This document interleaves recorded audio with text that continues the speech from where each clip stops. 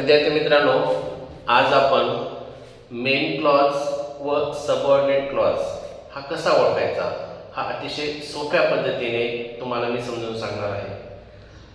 तर पहा, main clause आणि सबऑर्डिनेट क्लॉज ओळखण्यासाठी हे बोर्डवर दिलेले जे 22 शब्द आहेत त्याला आपण सबऑर्डिनेटिंग कंजंक्शन असं म्हणतो.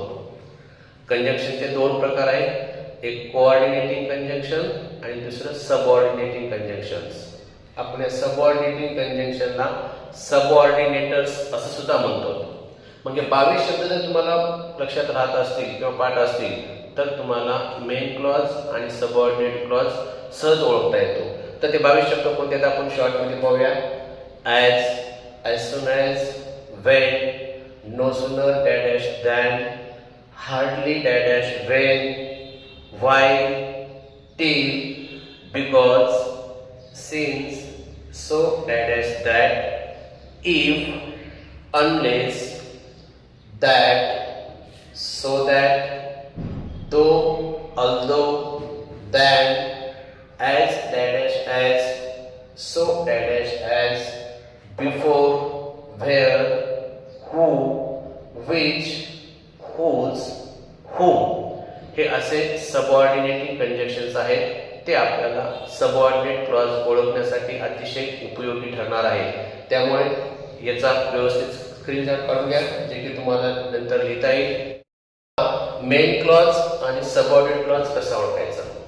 सर्वप्रथम पहा, या ठिकाणी पहिलं वाक्य दिलेलं आहे, you can go wherever you like. आता ह्या वाक्यात दोन क्लॉज आहेत, एक मेन क्लॉज आहे आणि दुसरा सबऑर्डिनेट क्लॉज आहे. ते आपल्याला कसं ओळखायचं ते आपण पाहूया. सर्वप्रथम पहा, ह्या वाक्यात दोन अर्थ दर्शवणारे असे दोन भाग वाटत आहेत. ते कोणकोणते पहा. यू कॅन गो, तुम्ही जाऊ शकता, आणि दुसरा भाग आहे व्हेरेवर यू लाईक, जिथे तुम्हाला आवडतं तिथे.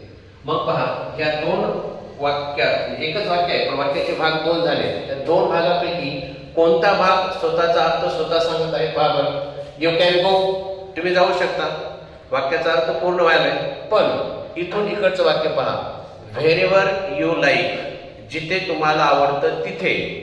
जिथे तुम्हाला आवडतं तिथे काय, जिथे तुम्हाला आवडतं तिथे तुम्ही जाऊ शकता.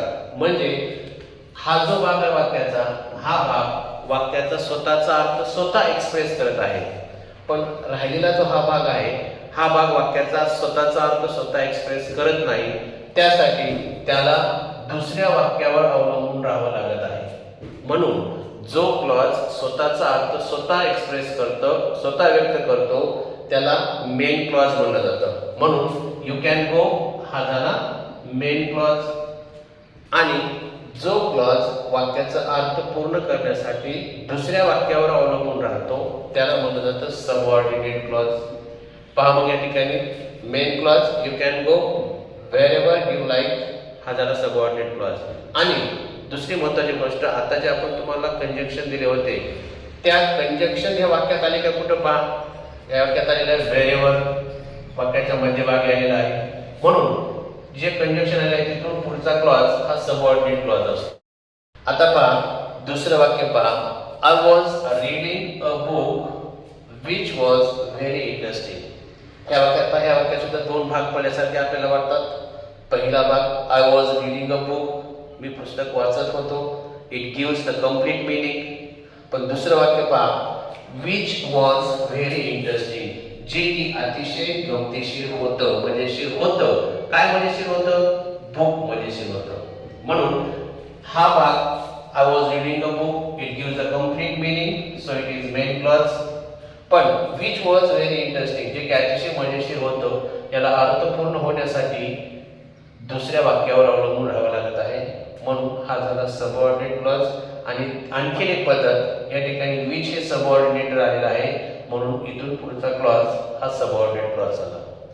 तशाच पद्धतीने पहा, if you study hard you will get success. या वाक्यात बघा, इफ यू स्टडी हार्ड, तुम्ही खूप अभ्यास केला, you will get good marks, तुम्हाला चांगले मार्क्स मिळतील.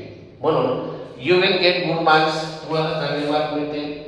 It gives the complete meaning, हे वाक्य संपूर्ण अर्थ व्यक्त करत आहे. म्हणून हा झाला मेन क्लॉज. पण पहिला क्लॉज वाचा, इफ यू स्टडी हार्ड, जर तुम्ही खूप अभ्यास केला तर काय, तर तुम्हाला चांगले मार्क्स मिळतील. म्हणून ह्या वाक्याला अर्थपूर्ण होण्यासाठी दुसऱ्या वाक्यावर अवलंबून राहावं लागत आहे. म्हणून हा झाला सबऑर्डिनेट क्लॉज. आणखी ह्या सबऑर्डिनेट क्लॉजच्या सुरुवातीला आलेला आहे सबऑर्डिनेटर इफ. म्हणून हा पहिला क्लॉज सबऑर्डिनेट क्लॉज, दुसरा क्लॉज मेन क्लॉज. तर आपण आता सबऑर्डिनेट क्लॉज कसा ओळखायचा हे तर आपण थोडक्यामध्ये पाहिलेलं आहे, पण अतिशय सोप्या पद्धतीने तुम्हाला सबऑर्डिनेट क्लॉज कसा ओळखायचा ते सांगतो. सबऑर्डिनेट क्लॉज ओळखण्याच्या 4 पद्धती आहेत. त्यापैकी आपण पहिली पद्धत पाहूया.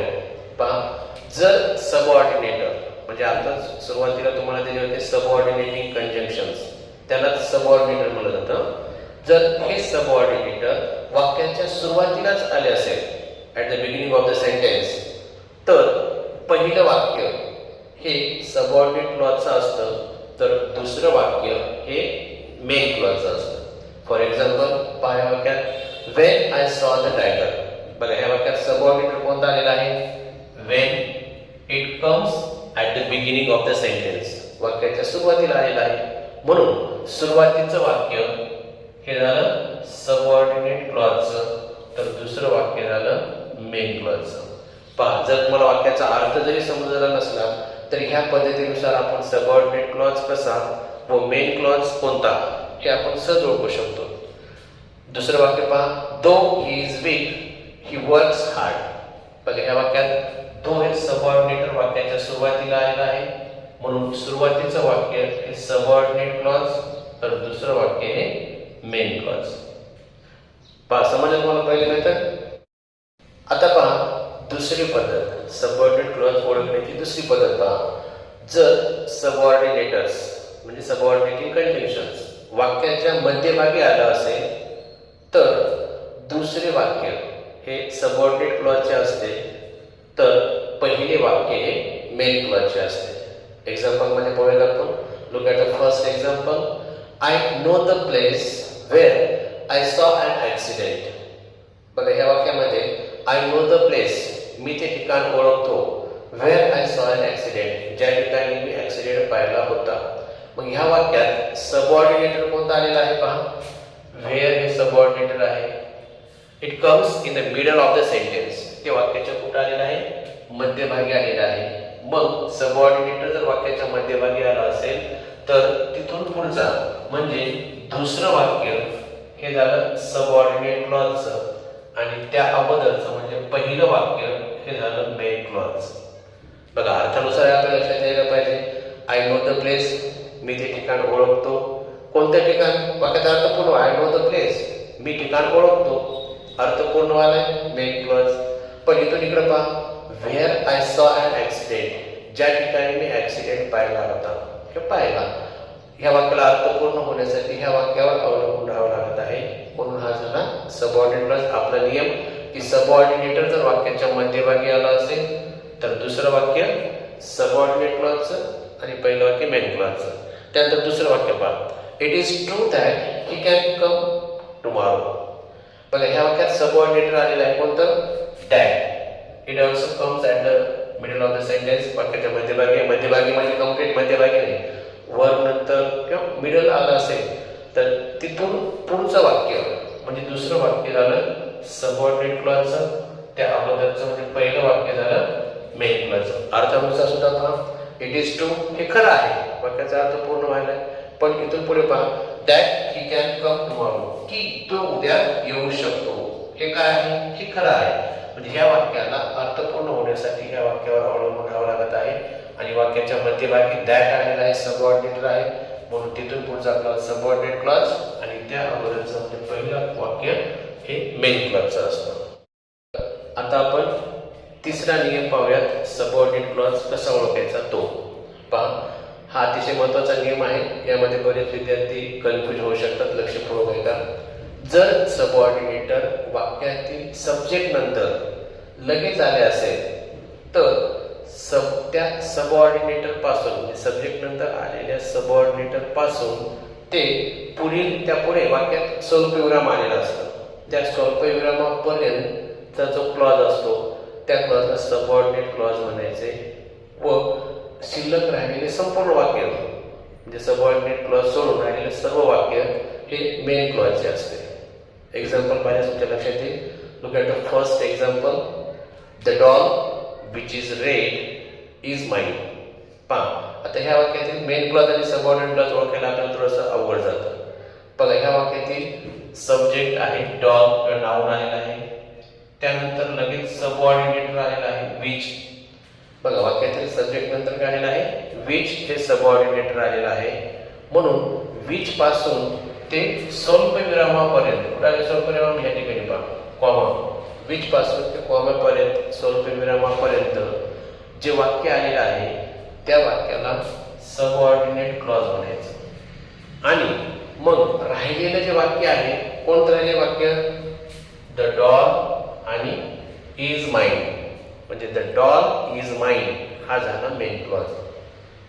सबऑर्डिनेटर पासून स्वल्पविरामापर्यंतचं वाक्य सबऑर्डिनेट क्लॉज आणि शिल्लक राहिलेलं द डॉग इज माइन हा झाला मेन क्लॉज. दुसरं वाक्य पहा the boy whose father is a teacher is my friend. बघा ह्या वाक्यात सुद्धा द बॉय हे सब्जेक्ट आलेला आहे नाउन समजत आपण त्याला, त्यानंतर लगेच हुज हे सबऑर्डिनेटर आलेलं आहे आणि म्हणून ह्या हुज ह्या सबऑर्डिनेटर पासून ते वाक्यात स्वल्पविराम कुठे आलेलं ह्या ठिकाणी कॉमा इथपर्यंतचं वाक्य कोणतं समजायचं आपण सबऑर्डिनेट क्लॉजचं. आणि मग बाकी राहिलेलं सगळं वाक्य म्हणजे कोणतं the boy is my friend हे सगळं वाक्य कोणतं झालं मेन क्लॉज. तर लक्षात येईल. बघा अर्थानुसार आपण पाहूयात आपण द डॉल इज माइन. बघा the doll is mine doll माझी आहे अर्थपूर्ण व्हायला. विच इज रेड जी की लाल आहे अर्थपूर्ण होत नाही. काय लाल आहे डॉल म्हणजे अर्थपूर्ण होण्यासाठी याला दुसऱ्या वाक्यावर अवलंबून राहायला लागत आहे. म्हणून हा झाला सबऑर्डिनेट क्लॉज आणि बाकी राहिलेला क्लॉज हा मेन क्लॉज. ह्या पण वाक्यात त्या पद्धतीनेच आहे व्यवस्थित समजून घ्या. आता आपण चौथा नियम पाहूयात. पहा चौथा नियम सबऑर्डिनेट क्लॉज ओळखण्याचा चौथा नियम. जर सबऑर्डिनेटर दोन शब्दाचे आले असतील जसे की आपण hardly dash when, no sooner dash than, so dash that असे दोन शब्दाचे सबऑर्डिनेटर आले असेल तर दुसऱ्या शब्दापासूनचे वाक्य हे सबऑर्डिनेट क्लॉजचे असते तर त्या शब्दाच्या अगोदरचे वाक्य हे मेन क्लॉजचे असते. पहा एक्झाम्पलमध्ये आपण समजून घेऊयात. First example hardly had the king finished his work when he went away. पहा हे वाक्य दोन सबऑर्डिनेटर्स दोन शब्दाच्या सबऑर्डिनेटर्सने जोडले आहे. सबऑर्डिनेटर एकच आहे पण ते दोन शब्दाचं आहे. कोणकोणते दोन शब्द आहेत पहा हार्डली एक आणि व्हेन एक असे दोन शब्दांनी हा क्लॉज जोडलेला आहे. मग ह्या दोन शब्दापैकी हा झाला पहिला शब्द आणि हा झाला दुसरा शब्द. मग दुसऱ्या शब्दापासूनचा क्लॉज हा झाला सबऑर्डिनेट क्लॉज आणि त्या अगोदर राहिलेला सर्व क्लॉज हा झाला मेन क्लॉज. त्या पद्धतीनेच दुसरं वाक्य पहा the bag is so heavy that it can not be lifted. बघा ह्या वाक्यात दोन शब्दाचं सबऑर्डिनेटर आहे सो आणि दॅट. दोन शब्दाचं सबऑर्डिनेटर आहे सो डॅश दॅट. मग यामधला सो हा पहिला शब्द आहे तर दॅट हा दुसरा शब्द आहे. म्हणून दुसऱ्या शब्दापासूनचा क्लॉज हा झाला सबऑर्डिनेट क्लॉज तर त्या अगोदरचा क्लॉज हा झाला मेन क्लॉज. तर विद्यार्थी मित्रांनो नक्कीच तुम्हाला मेन क्लॉज आणि सबऑर्डिनेट क्लॉज कसा ओळखायचा आहे अतिशय सोप्या पद्धतीने समजून सांगितलेलं आहे आणि ते तुम्हाला समजलंही असेल.